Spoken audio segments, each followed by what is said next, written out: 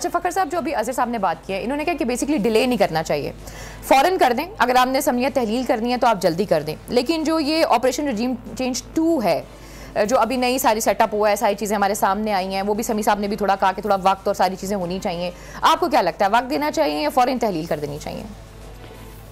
देखें, एक चीज़ तो आप अप्रिशिएट करेंगी कि पिछले 7-8 महीने के अंदर जो सियासत का रुख जो है वो कौन मुतय्यन कर रहा है, वो इमरान खान ही मुतय्यन कर रहे हैं। वो एक फ़ैसला करते हैं, वफाकी हुकूमत जो है वो मुतहरिक हो जाती है, वो दूसरा फ़ैसला करते हैं, वफाकी हुकूमत मुतहरिक हो जाती है।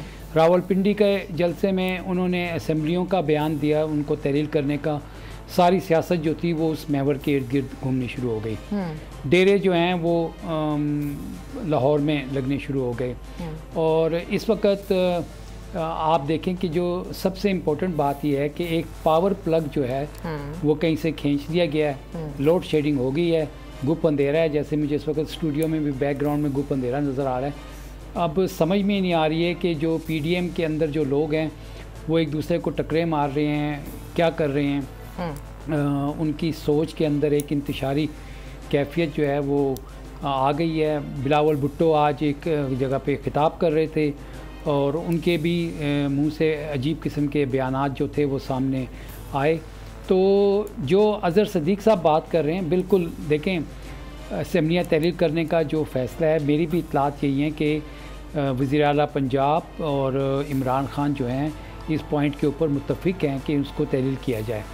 अब जो इस वक्त आइनी बातें जो हैं वो उलझाने की कोशिश की जा रही हैं, वो वफाकी हुकूमत की तरफ से ये बातें सामने लाई जा रही हैं। हालांकि जो वज़ीर आला पंजाब हैं वो आइन के तहत जब चाहें असम्बलियों की डिसोल्यूशन की समरी जो है गवर्नर को भेज सकते हैं, और इसी तरह से KPK में भी है। तो मकसद ये नज़र आ रहा है कि मुझे लगता ये है कि जब से एक अहम तकरीरी हुई है, इमरान खान जो हैं वो लिटमस टेस्ट जो है वो करना चाह रहे हैं कि जिस तरह से माजी में आपने देखा था कि पंजाब में हुकूमत PTI की थी और फिर 20 लोगों को PTI से ख़रीदो फ़रोख्त करके वहाँ पे भी हुकूमत तब्दील की गई थी। तो वो अमल जो था वो लोगों को पैसे देकर ख़रीदा गया था। अब जो अमल है उसमें सुप्रीम कोर्ट का फ़ैसला आ चुका है। तो बज़ाहिर ये लोगों को तोड़ना या उनको वोट देने से रोकने का काम जो था वो अब नहीं होना चाहिए। और किसी भी किस्म का जो भी हरबा ये PDM की हुकूमत या लोग इख्तियार करेंगे वो काउंटर प्रोडक्टिव होगा। यहाँ पे इमरान खान की मुस्तकबिल की सियासत पर सवालिया निशान है। आया वो इस तरह करके अपनी सियासत को डुबोने जा रहे हैं या वो इसके जो भी असरात आएंगे वो खुद भुगतेंगे।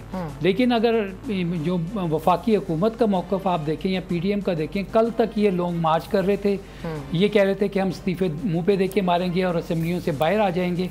तो उस वक़्त इनको जमहूरियत और या मुल्क के अंदर माशी इस्तेकाम के हवाले से कोई ख़तरात जो थे वो नज़र नहीं आ रहे थे। आज इनके हाथों से सियासत निकल चुकी है, तो इसलिए बौखलाहट का शिकार हैं और यही बौखलाहट जो है इसमें ये मज़ीद अब ब्लंडर्स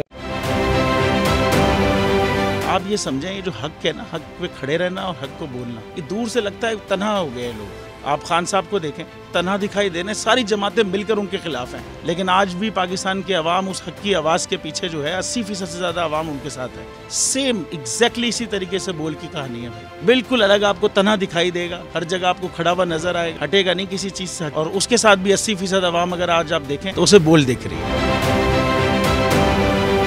जाली केस है ना, ये हम पे उस वक्त बनाए गए थे जब हुकूमत यही थी, इन्हीं लोगों की हुकूमत थी ना। और ये जाली केस, इनको मैं नहीं कह रहा इस केस को जाली केस, इनको पाकिस्तान में क्या पूरी दुनिया में एक ऐसा शिकायत कुंदा नहीं मिला, एक ऐसा कंप्लेनेंट नहीं मिला जिसने ये कहा हो कि हमारे साथ फ्रॉड हुआ है। तो ये खुद ही बन गए कंप्लेनेंट और ये खुद ही इन्होंने खुद ही इन्वेस्टिगेशन की, उसकी खुद ही तफ्तीश भी की, यानी कि कंप्लेनेंट भी है, इन्वेस्टिगेशन ऑफिसर भी है। और इन द एंड इन्होंने फिर उसके बावजूद ये कोर्ट में जमा कराया कि जी ये केस जाली केस था और इसमें किसी किस्म जो कुछ एग्जैक्ट कर रहा था सब लीगल। ये मेरी बात नहीं है, ये इनके इन्वेस्टिगेशन ऑफिसर की बात। सबसे ज्यादा व्यूज और सबसे ज्यादा रेटिंग के साथ बोल आज भी रहा नंबर 1 पर।